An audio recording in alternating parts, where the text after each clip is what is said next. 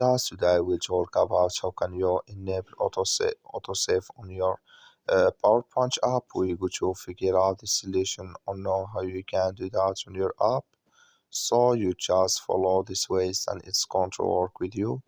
So all you have to do is you just go here, you go above your photo profile, click on it here.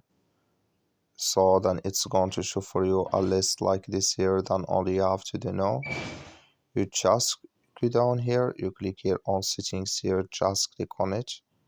So then you come to next here, it's going to show for you like this here. You go down here, you come here to automatically save files. So you just click in this sign, like you see this color show for us.